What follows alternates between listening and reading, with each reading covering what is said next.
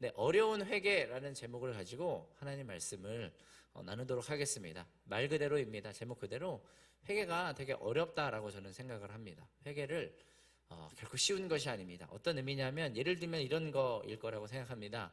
우리가 이렇게 전도를 하거나 어떤 부류의 사람을 만나서 교제하다 보면 이런 이야기를 하는 사람들이 있죠. 그러니까 자기는 죽기 직전에 회개할 거야. 그러니까 예수님 양편에 있었던 강도 중에 보통 우리가 오른편이라고 말하는 그 강도처럼 죽기 직전에 예수님 나를 당신의 낙원에 받아주세요 라고, 그러니까 내 인생은 내 마음대로 즐기다가 죽기 직전에 회개해서 나는 천국에 갈 거다, 이런 것을 마치 자신의 삶의 비전인 것처럼 나누는 사람들이 있습니다. 저는 그런 분을 꽤 많이 만나봤거든요. 그러니까 우리가 거기에 대해서 어떻게 말해주면 좋을까? 사실 말할 수 있는 것이 아주 많겠지만은, 그러니까 예를 들면 이런 것이죠. 그러니까 사실은 내 마음대로 살다가 그냥 내 죄악된 삶대로 내 멋대로 살다가 죽기 직전에 예수님을 영접해서 천국에서 영원한 삶을 산다가 결코 이상적인 삶이 아닙니다. 그죠? 우리는 예수님 믿는 거를 힘든 일이라고 생각을 해요. 그런 면이 있죠. 그런 사람들은 그런 거예요. 예수 믿으면 내가 하고 싶은 거, 즐기고 싶은 거 못 살잖아. 쾌락이든 무엇이든 뭔가 하나님 뜻대로 사는 거는 갑갑하고 어려운 일이라고 생각을 하는 것입니다. 그런 면이 있죠. 예수님 우리가 믿으면 예수님처럼 살아야 하니까요. 예수님이 멍해라고 말씀하신 것을 써야 하니까 뭔가 답답해 보이는 삶일지도 모르겠습니다. 근데 분명한 것은 여기 있는 우리 모든 성도님들이 이렇게 고백할 수 있다라고 믿는데요. 예수님 믿는 것에 어려움이 있습니까? 있지만 예수님 믿지 않고 사는 게 훨씬 더 어려운 것입니다. 그래서 예수님이 내게로 오면 너희의 짐을 놓게 된다라고 말씀하신 것이에요. 내가 너를 쉬게 하리라라고 말씀하신 것입니다. 너희 무거운 짐을 벗어버리게 된다. 그리고 이제 내가 주는 멍에를 너희가 쓰게 되는데 이건 가벼워라고 하는 거예요. 그러니까 믿지 않는 사람들이, 예수님 믿는 사람들이 사는 삶의 규범 같은 것들이 무거워 보이고 어려운 것처럼 보이지만 그렇지 않습니다. 예수님을 안 믿고 사는 것, 예수님의 뜻 없이 사는 것이 훨씬 무겁고 답답하고 고통스러운 삶이라는 것을 우리가 알아야 하겠습니다. 그런데 어쨌든 이것을 깨닫지 못하니까 나는 죽기 직전에 회개하고 천국 가겠다라고 말하는 사람들이 있습니다. 어떻게 하면 좋을까요? 그런 분들은 제가 생각한 가장 지혜로운 방법은 이겁니다. 그러면 당장에 칼을 꺼내서 목에 칼을 들이미는 거죠. 지금이야 라고 하는 거죠. 지금 회개하면 됩니다. 여러분, 제가 하고 싶은 말은 무엇이냐면요, 그렇다고 그 순간에 회개가 될까요?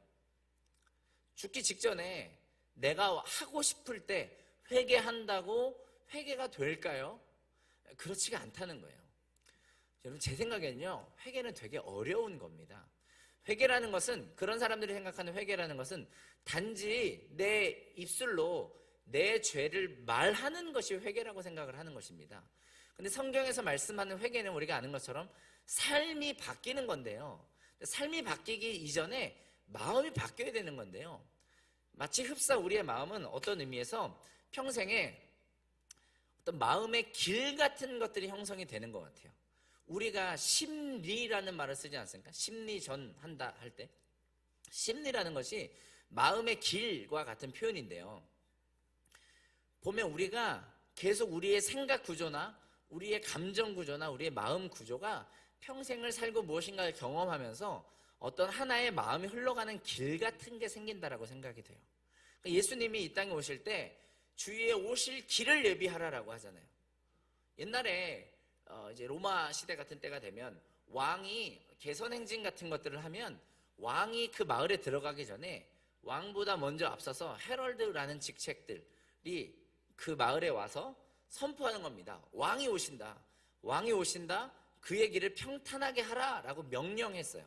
그럼 어떻게 될까요? 왕이 오시는 길을 따라서 그 길을 막고 있는 장사하는 물이라든지 어떤 장애물들이 있으면 그걸 치워버리는 거예요. 거기 사람이 있으면 사람들이 비키는 겁니다. 길을 준비한다는 게 그거예요. 주님의 오실 길을 준비하라는 게 뭘까요? 예수님의 오실 길이라는 것이 무엇입니까? 진짜로 이런 도로를 닦는 것이 아니잖아요. 우리 마음의 길을 곧게 하는 거예요.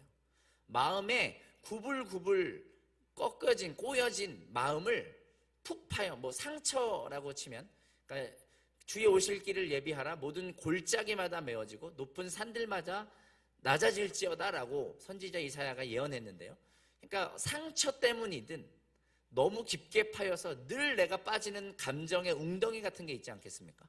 혹은 너무 교만해서 높아진 마음 같은 것들이 깎여지고 메워지는, 우리의 마음의 길이 온전하여지는, 주님이 우리 마음을 지나시기에, 거하시기에, 우리 안에 사시기에 온전한 마음이 되어라 라는 것이 주님의 길을 준비하는 것입니다. 우리 마음의 길이 있다고요. 근데 평생 내 마음의 길을 구불구불하게 해놓고 아무것도 마음을 다듬지 않고 내 마음을 다루지 아니하였으면, 그러니까 평생에 내 마음을 내 마음대로 살았으면 계속 그렇게 살게 돼요. 이게 어느 날 갑자기 내가 원한다고 하루아침에 바뀌는 게 아닙니다. 바뀔 수는 있죠. 우리가 그러한 경험들을 하나의 은혜로 해야 하는 것인데요, 죽을 때까지 나는 내 마음대로 살다가 갑자기 내가 원하니까 나는 이제 주님 뜻대로 살 거야 라고 말은 되지만 마음은 거기 따라주지 않는다고요. 우리 평생의 마음을 훈련해야 되는 것입니다. 그러니까 그런 사람들의 사실 소망은 대부분 헛된 거예요. 평생 내가 내 마음대로 살았다가 죽기 직전에 회개가 가능하다? 불가능하다는 말을 하는 것은 아닙니다. 근데 회개라는 것이 그렇게 단순한 것이 아니다라는 것입니다. 여러분 이제 어떠신가요? 그러니까 회개가 쉬우신지 모르겠는데 저는 회개가 참 어려운 것 같습니다. 특별히 신앙생활을 오래 하면 오래 할수록 회개가 어려워지는 것 같아요. 그러니까 뭐가 죄인지는 알겠어요. 어떤 의미에서는 뭐가 죄고 뭐를 회개해야 되는 건지는 되게 잘 알겠습니다. 근데 더 심각한 거는 내 죄, 내가 뭘 회개해야 되는지보다 다른 사람이 뭘 회개해야 되는지를 더 쉽게 알겠어요. 내 건 오히려 좀 덜 보여요. 그런 얘기 하죠.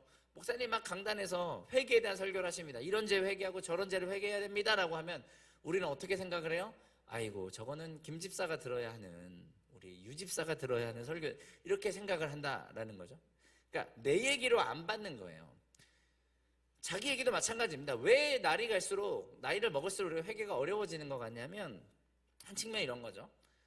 그러니까 머리만 커지는 거예요. 지식만 쌓이는 겁니다.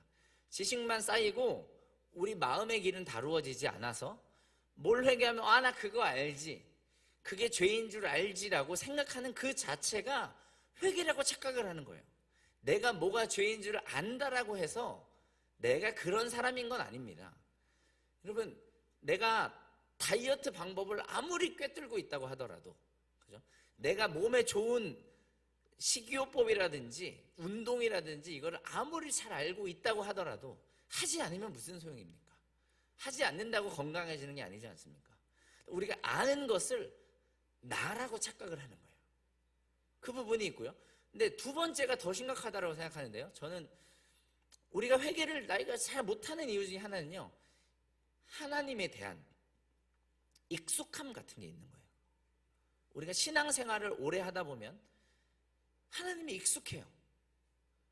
이런 어떤 패턴들, 하나님이 누구이신지에 대해서 예배나 이런 것들이 종교화되고 체계화되고 그냥 일종의 문화화되면서, 이것은 다 종교적인 건데요, 이렇게 되면서 익숙해져 버리니까 회개라는 것이 굉장히 그냥 어떤 하나의 습관처럼 돼버립니다. 좋은 습관이 아니라요, 그냥 마음의 동함 없이 그냥 입술로만 하게 되는 회개이죠. 아이고 내가 잘못했는데, 아이고 주님, 이렇게 되는 거죠. 우리가 오늘 읽은 호세아의 이 본문을 우리가 다시 한번 잘 본다면요, 다시 한번 띄워주셨으면 좋겠는데요, 사실 이 호세아 6장은 여러분 가지 성경에서는 어떻게 되는지 모르겠는데 6장 1절에 부제가 이렇게 달려 있습니다. 1절부터의 주제가 이스라엘의 불성실한 회개, 이렇게 쓰여져 있습니다. 근데 내용이 좀 이상하거든요. 잘 보시면 이게 세트입니다. 1절부터 3절까지가 한 구다리가 되겠고요, 4절부터 6절까지 한 구다리가 되겠는데 제일 앞에 이스라엘의 불성실한 회개라고 쓰이는 거예요. 근데 보면 내용은 회개거든요. 다시 한번 1절부터 3절을 읽어보겠습니다. 유명한 구절입니다. 함께 읽겠습니다. 시작. 오라 우리가 여호와께로 돌아가자. 여호와께서 우리를 찢으셨으나 도로 낮게 하실 것이요 우리를 치셨으나 싸매어 주실 것입니다. 여호와께서 이틀 후에 우리를 살리시며 셋째 날에 우리를 일으키시리니 우리가 그의 앞에서 살리라. 그러므로 우리가 여호와를 알자, 힘써 알자. 그의 나타나시면 새벽빛같이 어김없나니 비와 같이 땅을 적시는 늦은 비와 같이 우리에게 임하시리라 하니라. 네, 3절까지만 볼게요. 되게 회개의 내용이지 않습니까? 이스라엘 백성들이 말하고 있는 거예요. 이스라엘의 리더들이 백성들아, 북이스라엘아, 우리가 여호와께로 돌아가자라고 말하고 있어요. 우리가 그를 힘써 알자라고 말하면서 2절을 다시 한번 띄워주십시오. 네, 2절을 다시 한 번만. 네. 네. 좋습니다. 뭐라고 하냐면, 되게 우리가 많이 쓰는 구절, 이 구절 자체가 잘못된 것은 아니겠습니다. 주님께서 우리를 찢으셨으나, 우리를 징계하셨으나 도로 낫게 하실 것이다. 우리가 돌아가자, 회개하자라고 말하는 거예요. 주님께서 우리를 회복하실 것이다. 일으키실 것이다. 우리에게 소망이 있다라는 말투로 이 이야기를 하고 있는 것입니다. 3절을 한번 보여주세요. 그러므로 우리가 여호와를 알자, 힘써 알자, 이렇게까지 말해요. 어떤 하나님과의 관계의 본질로 돌아가자, 주님께서 우리에게 찾아오실 거야, 우리가 회복될 거야 라고 말합니다. 전혀 문제가 없죠. 아무런 이 1, 2, 3절만 따로 떼어놓고 봤을 때 어떤 문제가 있는 구절이라고 말할 수 없습니다.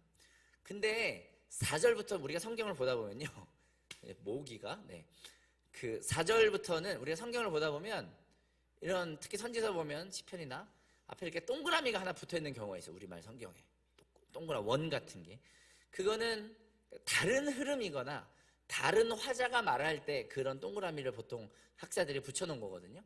그러니까 4절부터는, 아까 1절부터는 이스라엘 백성들이 한 고백이었고 4절부터는 하나님이 북이스라엘에게 말씀하고 계신 건데요, 이렇게 말씀하십니다. 에브라임아, 내가 내게 어떻게 하랴? 유다야, 내가 내게 어떻게 하랴? 너희의 인애가 아침 구름이나 쉬 없어지는 이슬 같도다.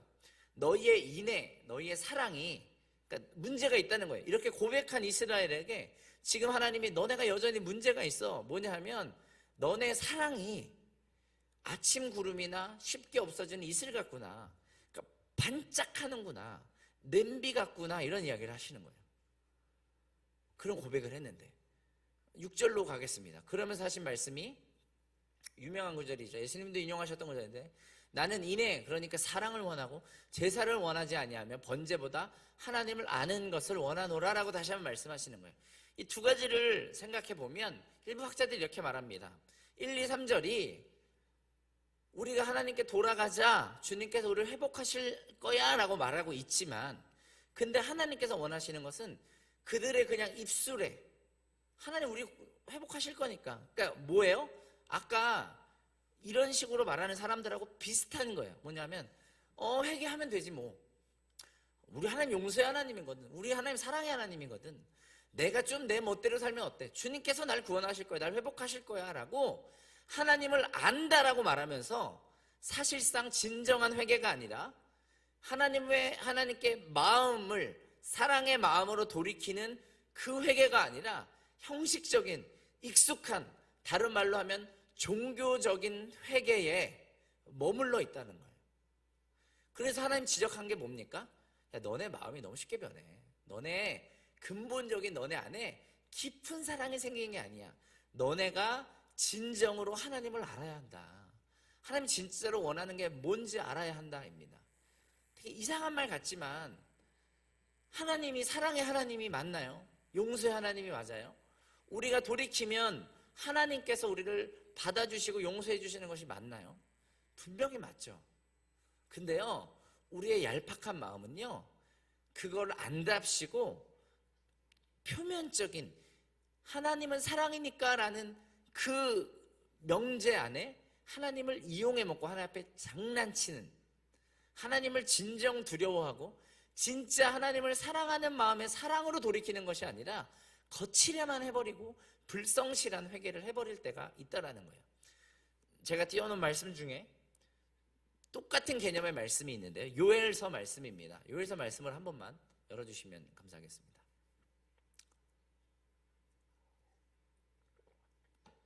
그 아래로 내려가시면 흰색, 한번 같이 읽겠습니다. 시작.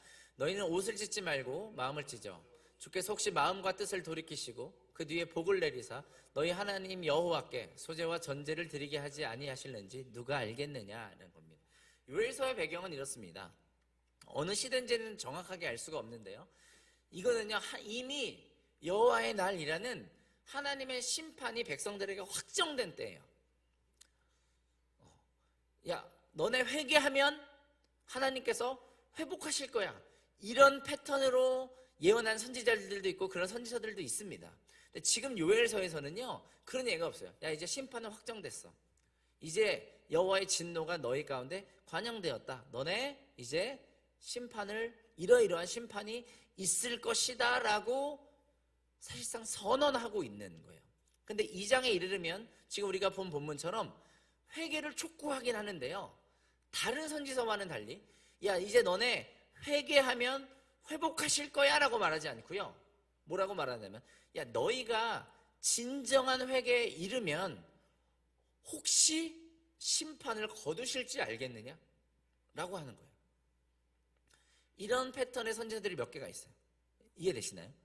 그러니까 야, 이 상태가 어느 상태냐면 너희가 회개하면 하나님께서 도우실 거야가 아니고요, 야, 너네 이미 심판은 확정됐어.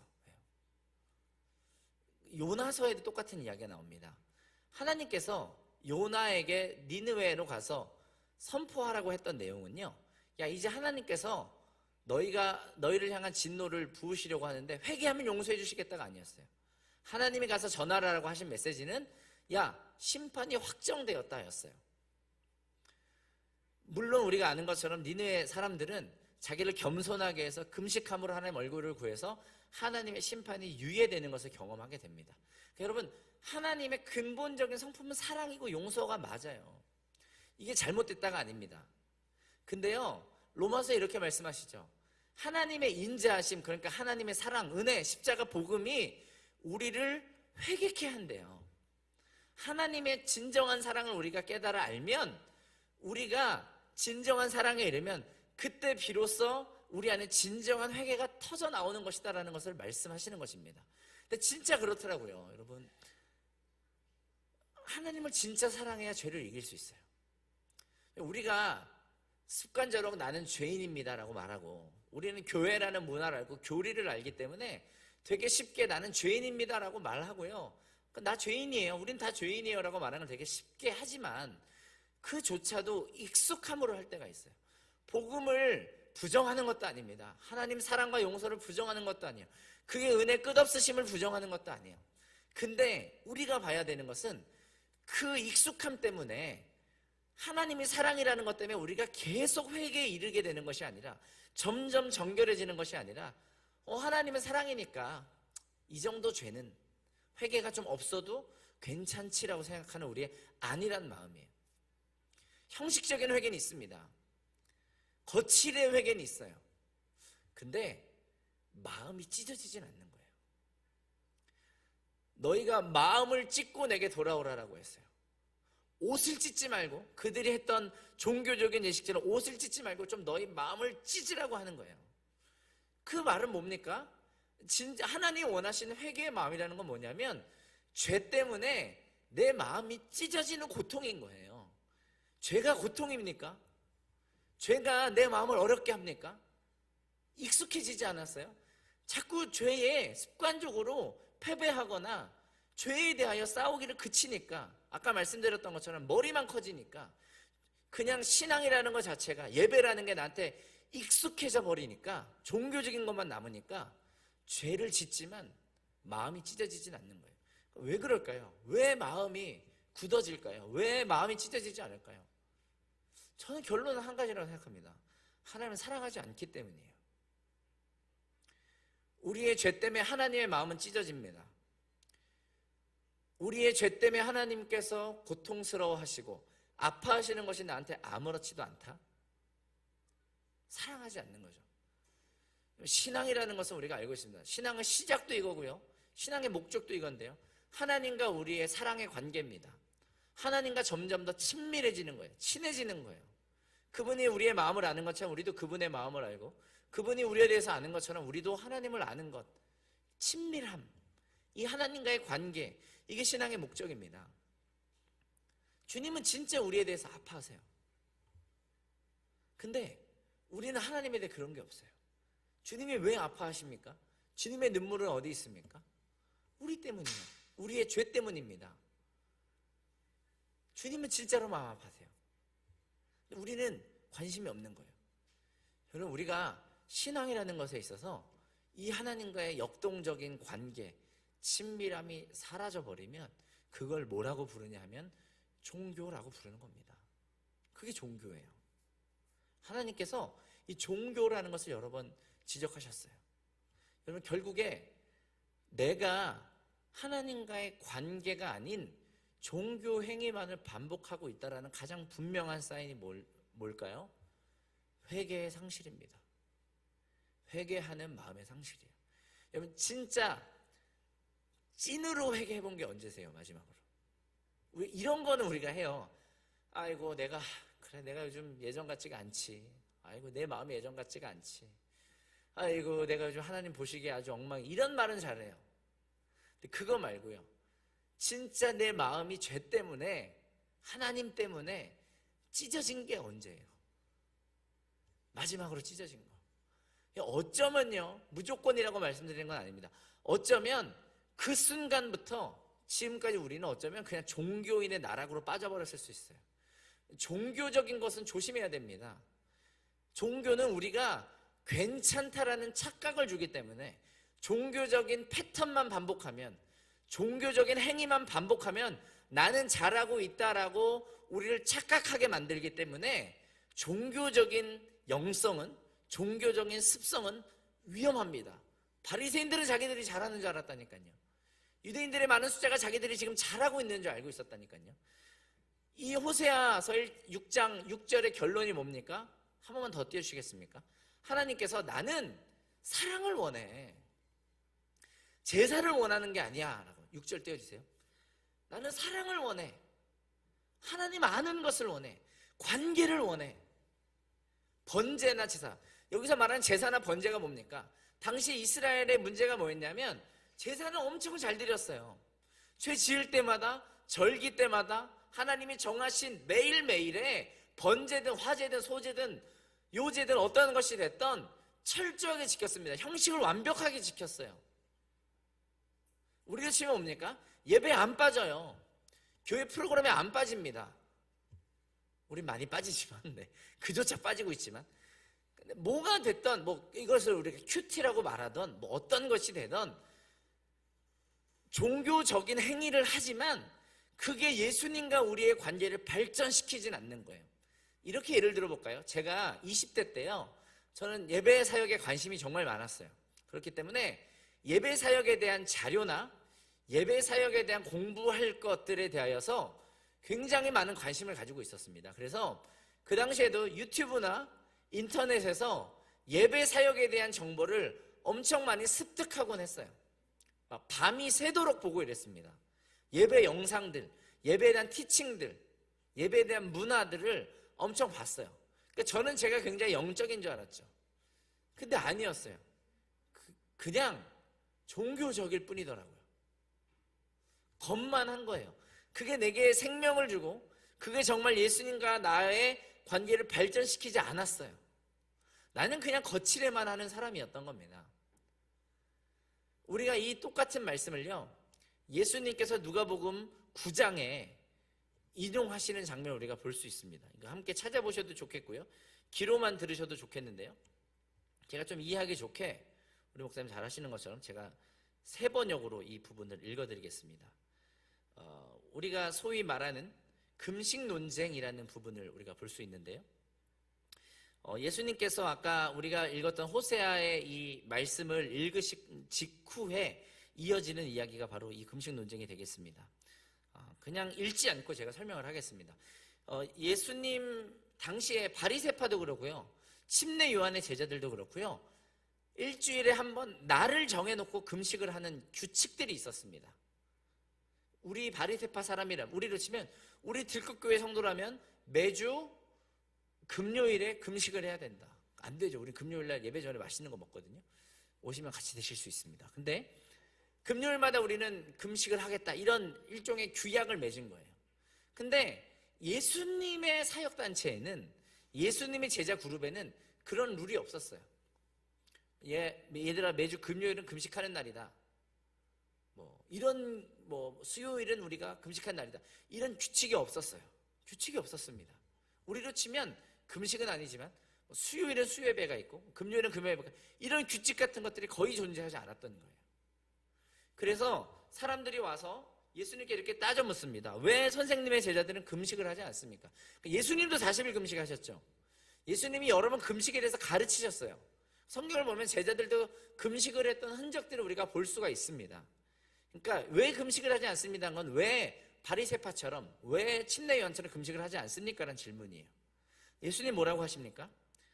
혼인잔치의 손님들이 신랑이 자기들과 함께 있을 동안에 슬퍼할 수 있느냐? 그러나 신랑을 빼앗길 날이 올 터이니 그때에는 그들이 금식할 것이다 라고 해요. 그러니까 금식이라는 거를 바리새파 사람 같은 사람들은 종교적으로 하는 거예요. 그냥 금식이라는 문화에 참여함으로써, 프로그램에 참여함으로써 이 금식이란 걸 하면 내가 하나님과 관계가 좋다고 생각을 하는 거예요. 근데 여러분, 금식 자체는요 아무 능력이 없습니다. 금식이 우리를 능력으로 이끌어주기는 해요. 근데 금식이란 거에 참여한다라 그래서 우리가 영적으로 되는 게 아니에요. 이해되십니까? 그러니까 기도도 마찬가지예요. 기도라는 형식을 우리가 한다고, 기도라는 모양과 기도라는 분위기에 참여한다고 진짜로 우리 안에 어떤 변화가 일어나는 것이 아니죠. 기도를 통해서 하나님의 능력이 우리 가운데 임하는 거예요. 그러니까 기도라는 건 뭡니까? 진짜 기도라는 것은 그렇게 하나님과 진짜 교통하는 것이죠. 하나님께 말씀드리고 또 주님을 듣고 주님께 청하고 주님으로부터 받고, 관계입니다. 근데 관계가 없는 금식, 그냥 금식만 한 거예요. 이런 종류의 금식은 이방 종교에도 있습니다. 불교에도 이런 개념은 있어요. 불교의 기도는 뭡니까? 불교의 기도는 정성이에요. 많은 숫자의 절을 하면 소원이 이루어진다고 착각하는 거죠. 많은 양의 기도를 하거나 정해진 분량이 이렇게 돌리면서 기도하는 거예요. 잘 뭔지 모르겠는데 불교에서 그런 거 이렇게 쳐갖고 돌려가지고 하면은 소원이 이루어진다 이런 류의 기도 같은 게 있어요. 그러니까 그들에게 있어서 기도는 뭐예요? 어떤 정해진 틀의 양식을 채우면 응답이 된다라고 생각을 하는 거예요. 정성이 닿으면 100번의 절을 하면 그런 거 있잖아요. 기독교 철저히 그런 게 아닙니다. 그런 거 없어요. 그냥 관계입니다. 하나님과의 관계 안에서 이루어지는 거예요. 하나님과의 관계, 이 친밀함이라는 것을 빼버리면 기독교는 아무 의미가 없습니다. 가짜일 뿐이죠. 종교일 뿐입니다. 그러니까 여러분, 우리가 하나님과 가깝다, 사랑의 관계가 있다, 다시 말해서 완전하신 하나님과 그 빛이신 사랑의 하나님과 여전히 죄 가운데 살아가는 우리가 교제를 할 때, 그분과 우리가 알아갈 때 가장 두드러지게 나타나는 것 중에 하나가 회개예요. 마음의 찔림입니다. 거기서부터 터져 나오는 회개인 거예요. 마음의 찔림이죠, 찔림. 예수님을 향한 예언 중에 하나가 뭡니까? 그의 말이 너희의 마음을 칼로 찌르는 듯 할 것이다 하였어요. 예수님에 대한 예언입니다. 신약의 예언이죠. 그의 말이 너희의 마음을 찢는 바 될 것이다. 그럼 우리가 예수님하고 가까워지면, 제자가 되면, 예배하는 사람이 되면 우리의 마음은 찔릴 수밖에 없어요. 여러분, 정리하여 말씀드립니다. 만약에 우리의 그 진정한 회개가 우리 마음에 이르고 있지 않다면 둘 중에 하나예요. 우리가 천사 혹은 성인이 됐거나, 그렇지 않으면 내 예배에 문제가 있는 거예요. 하나님과의 관계가 문제가 있는 것입니다. 예배드리는 나의 태도, 우리의 예배에 어떠한 문제들 분명히 있는 것입니다. 그럼 어떻게 해야 될까요? 내 마음에 그런 회개가 없어요. 죄를 향한 찔림이 제대로 된 게 없어요. 그럼 그때가 뭡니까? 예수님 말씀하신 바 신랑을 잃어버린 때입니다. 그때가 금식할 때예요. 마음이 예전 같지 않아요? 회개가 예전 같지 않습니까? 그러니까 저는 예배가 시들해지면 회개가 시들해지던데요. 그게 그렇게 답답해요. 어쩔 때 죄에 대하여 너무나 느슨해진, 죄에 대해서 너무나 관대해진 내 모습. 왜 그럴까요? 빛을 본 적이 오래됐기 때문에, 시력이 나빠진 겁니다. 그거 어떻게 해야 될까요? 금식이라도 해야 돼요. 금식은 집중력을 말합니다. 그게 금식해야 되는데 종교적인 금식 말고요. 하나님 말고는 하나님으로 내 마음이 채워질 때까지는 아무것도 나를 채우지 못하게 하겠다. 밥이 주는 만족감, TV가 주는 만족감, 핸드폰이 내게 주는 만족감, 내가 다 뒤로 하고 나 이제 하나님으로만 채우겠다라고 하는 간증이, 그런 고백이 있는 것이죠. 임현수 목사님이라고 혹시 아십니까? 그 캐나다에서 한인 교회를 하시는 목사님이신데, 북한에 굉장히 여러 가지 북한을 돕는 사역을 하다가 국제적으로 김정은을 비판하는 말을 많이 하고 다녔었어요. 그래서 이분이 북한에서 납치가 돼서 900 며칠인가를 강제 노역을 하게 됩니다. 그러니까 납치가 되신 거죠. 간증을 찾으면 들을 수 있는데요. 굉장히 제가 존경하는 목사님 중에 한 분인데, 이분이요 이렇게 말하더라고요. 자기가 진짜 진심으로 북한에 있었던 그 고통스러웠던 시간이 막 이제 노동하고 막 이랬거든. 근데 너무 감사하대요. 근데 이분의 이야기 중에 하나는 뭐냐면, 아무 오락이 없는 거예요. 아무 즐거움이 없는 거예요. TV도 없죠. 쇼핑할 것도 없죠. 아무것도 할 수 있는 게 없는 거예요. 그러다가 압송된 지 한 300일 만인가 뭐가 닿아서 성경책이 한 권 감옥으로 왔대요. 사모님이 보내주셔서. 그러니까 그렇게 꿀맛이더랍니다. 그렇게 재밌더래요.